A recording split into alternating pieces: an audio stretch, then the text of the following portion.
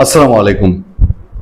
প্রশ্নটা এমনি এমনি আমার মনে ওঠেনি, মনে ওঠার বেশ কিছু কারণ আছে। চট্টগ্রামে আওয়ামী লীগ ছাত্রলীগ যেভাবে ঝটিকা মিছিল শুরু করেছে, তাতে করে এমন কি যে দেশের দ্বিতীয় বৃহত্তম নগর চট্টগ্রাম দিয়ে তারা তাদের কোনো মিশন শুরু করতে চায়, বা সেখান থেকে তাদের কোনো নবযাত্রা সিগন্যাল দিতে চায়, অথবা চট্টগ্রামে আওয়ামী লীগ ছাত্রলীগ এখন তুলনামূলক দেশের অন্য জায়গা থেকে সুবিধাজনক অবস্থানে আছে, অথবা চট্টগ্রামে চ্যালেঞ্জ জানানোর মতন আওয়ামী লীগ ছাত্রলীগের শক্তি অবশিষ্ট রয়েছে বললে ভুল হবে।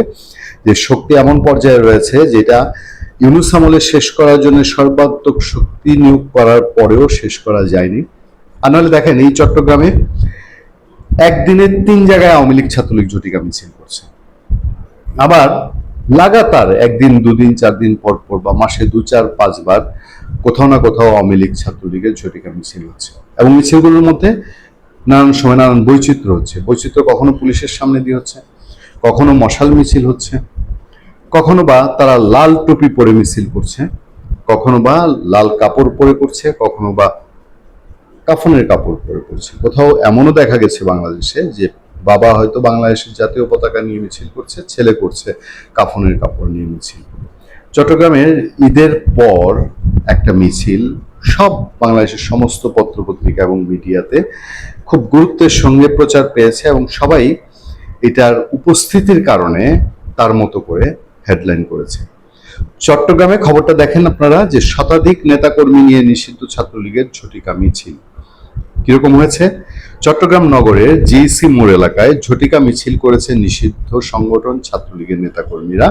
মিছিলের একাধিক ভিডিও আজ সোমবার সামাজিক যোগাযোগ মাধ্যম ফেসবুকে ছড়িয়ে পড়েছে। খোঁজ নিয়ে জানা গেছে, সকালে সংগঠনের ওমরগনি এমইএস কলেজ শাখার নেতাকর্মীরা মিছিলটি করেছে। একটা কলেজ শাখার 100-র উপরে নেতাকর্মী চট্টগ্রামে, এরকম একটা বিরূপ পরিবেশ যেখানে হায়ানার মতন এনসিপি বা তথাকথিত জুলাই যোদ্ধারা ছাত্রলীগ আওয়ামী লীগ পাইলে একদম ঝাঁপিয়ে ধরে। পুলিশ প্রশাসন তো আছেই, বিএনপির অবস্থান আছে, জামাতের অবস্থান আছে, তখন শুধুমাত্র একটা কলেজের শতাধিক নেতাকর্মী মিছিল করছে, নিশ্চয়ই সিগনিফিক্যান্ট। ছড়িয়ে পড়া ভিডিওতে দেখা যায় নগরের নাসিরাবাদ সরকারি উচ্চ বিদ্যালয়ের অপর পাশ থেকে ছাত্রলীগের নেতাকর্মীরা জিইসি মোড়ের দিকে এগিয়ে যাচ্ছেন। এ সময় তারা জয় বাংলা, শেখ হাসিনা আসবে সহ নানান স্লোগান দেন।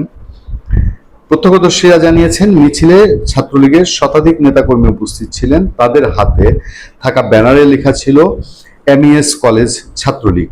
মিছিলটি 2 নম্বর গেটের আশপাশ থেকে শুরু হয় বলে জানিয়েছে প্রত্যক্ষদর্শীরা।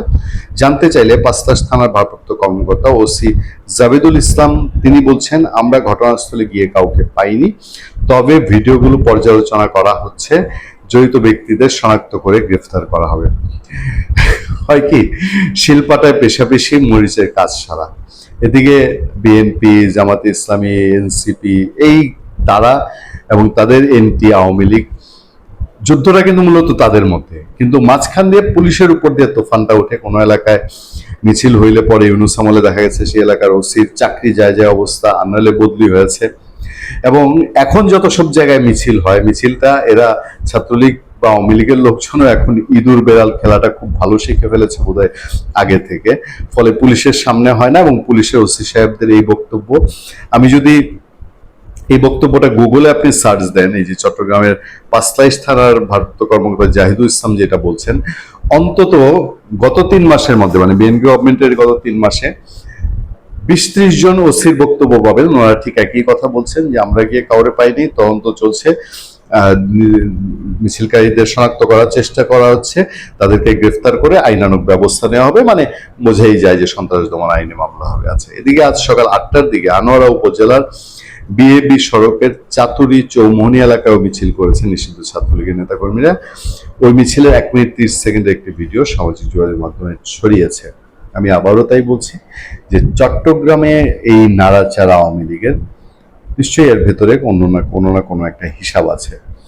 ভালো থাকবেন, সুস্থ থাকবেন। আপনাদের সাথে আমি আতিকুর রহমান পূর্ণিয়া।